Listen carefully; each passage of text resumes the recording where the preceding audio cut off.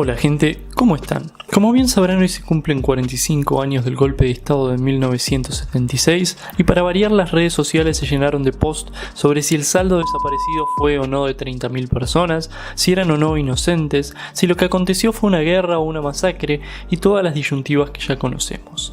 La idea de este video no es fijar una posición sobre cada uno de estos puntos, sobre los cuales no obstante los invitamos a indagar y formar sus propias opiniones, sino repasar un poco el desarrollo de los hechos para tener mayor claridad sobre qué sucedió realmente y en función de eso poder construir opiniones más y mejor fundamentadas.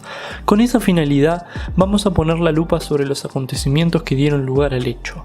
En otras palabras, vamos a intentar explicar o aunque sea comentar cuáles fueron las circunstancias que prepararon el terreno para los fatídicos años posteriores. ¿Y por qué abocarnos a relatar lo que sucedió antes del hecho en lugar de abordar lo que sucedió durante o después? Porque la historia es una sucesión de eventos interconectados donde cada uno lleva necesariamente a otro.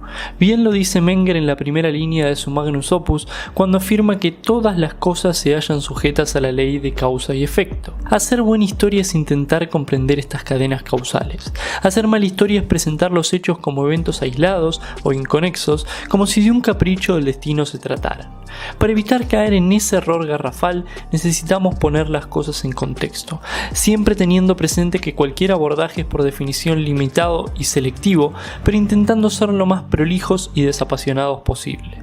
Ahora bien, remontémonos en el tiempo juntos. Estamos en el 1 de julio de 1974, aproximadamente 2 años antes del golpe. Ese día fallece el presidente Juan Domingo Perón, a la edad de 78 años, luego de tan solo 8 meses de una presidencia por la cual luchó durante los 18 años de su exilio. La causa de su fallecimiento sería un paro cardíaco.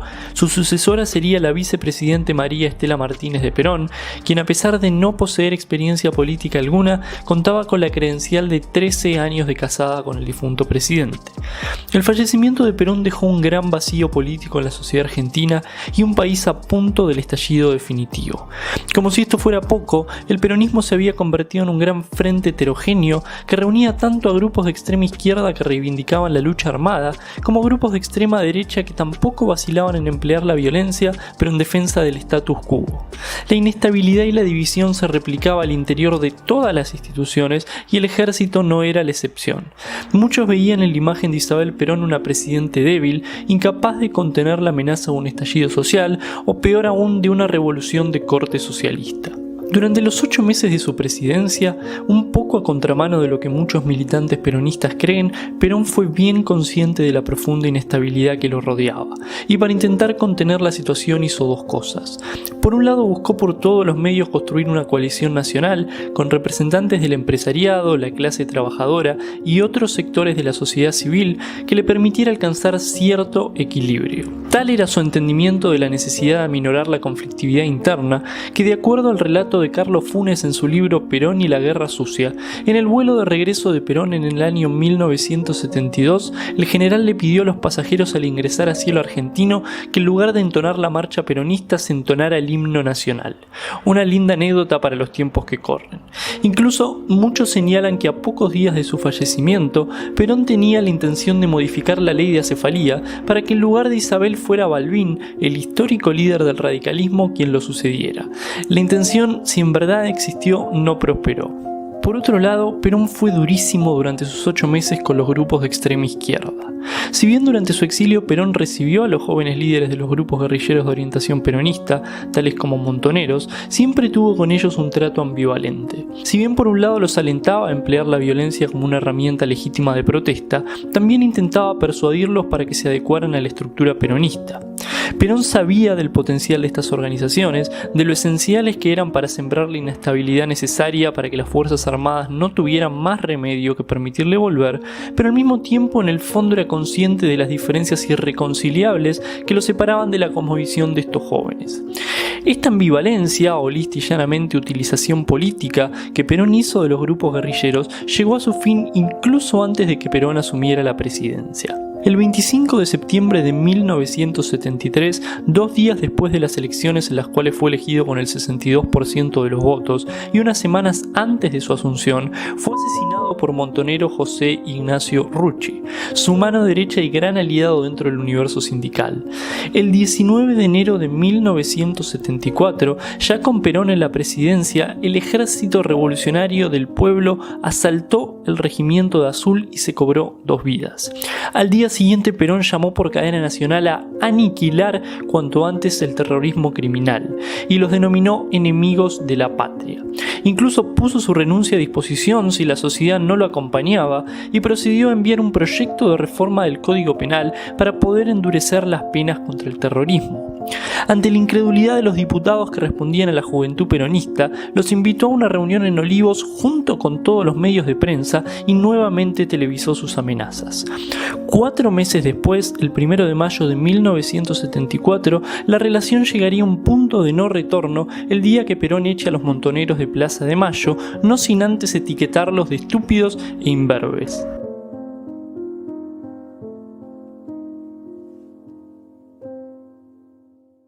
Al momento de su muerte, la relación entre Perón y los grupos guerrilleros no podía ser peor. El general había tomado partido claramente en contra suya y así lo hacía saber públicamente. Por todo ello, y esta es quizás una de las pocas conclusiones que vamos a arrojar durante el video, es a todas luces ridícula la posición de quienes intentan ver una especie de ruptura entre la política de Perón y la de Isabel. Cuando el 5 de febrero de 1975, la Presidente firma el decreto 261/75, dando origen al operativo Independencia, mediante el cual se le otorga la potestad al Ejército Nacional de proceder con el aniquilamiento de los cuadros guerrilleros del ERP que operaban en la selva tucumana, Isabel no era una carmelita descalza salida de una bailanta, incapaz de resistir a la manipulación de hombres malvados que lo utilizaban para perseguir sus oscuros fines políticos. Isabel simplemente estaba continuando con la línea de su difunto marido, y la firma de aquel decreto otorga al Comando General del Ejército, textual, la facultad de ejecutar las operaciones militares que sean necesarias a efectos de neutralizar y/o aniquilar el accionar de elementos subversivos que actúan en la provincia de Tucumán. A este decreto le seguirían otros 3 en octubre con alcance nacional. Y como si aquello fuera poco, José López Rega, un cabo primero de policía devenido ministro de Bienestar Social, que se ganó el corazón de la pareja presidencial durante los años del exilio, sirviéndolos como mayordomo, custodio y secretario privado, se encargó de organizar meticulosamente, incluso desde antes de la asunción del general, una fuerza parapolicial que los ayudara a complementar la represión institucional con represión parainstitucional, empleando para ello métodos muy similares a los que luego emplearía la dictadura. Lo cierto es que con los mencionados decretos en vigencia, la cúpula militar argentina tuvo no solo la autorización, sino la orden por parte del Poder Ejecutivo de ejecutar las operaciones necesarias para aniquilar el accionar subversivo. Y como ustedes imaginarán, tener una economía en funcionamiento en un contexto de cuasi guerra civil es una tarea harto compleja.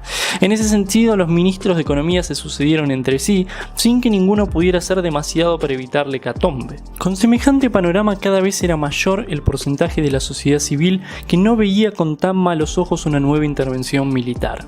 Un sondeo de la consultora Aresco llevado a cabo en aquellos años mostraba que a tan solo un 14% de la sociedad le generaba rechazo a la posibilidad y a un 16% desconfianza. El restante 70% iba desde el entusiasmo hasta la indiferencia.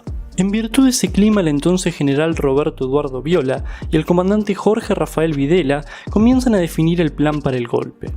Viéndose acorralada, Isabel lleva adelante una reunión con la cúpula el 5 de enero de 1976, donde los miembros de esta se limitan a pedirle que renuncie inmediatamente.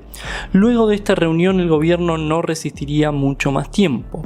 Poco antes de la 1 de la mañana del 24 de marzo de 1976, el helicóptero que trasladaba a la presidenta Isabel Perón hacia la quinta presidencial fue desviado hacia el aeroparque Jorge Newbery, donde fue recibida por el general de brigada José Rogelio Villarreal, el contraalmirante Pedro Santamaría y el brigadier Basilio Lamidoso, quienes le comunicaron que las Fuerzas Armadas se habían hecho cargo del poder político y ella estaba siendo formalmente destituida y detenida. Fue trasladada a Neuquén para ser recluida en la residencia El Mesidor, residencia oficial del gobernador en Villa Langostura.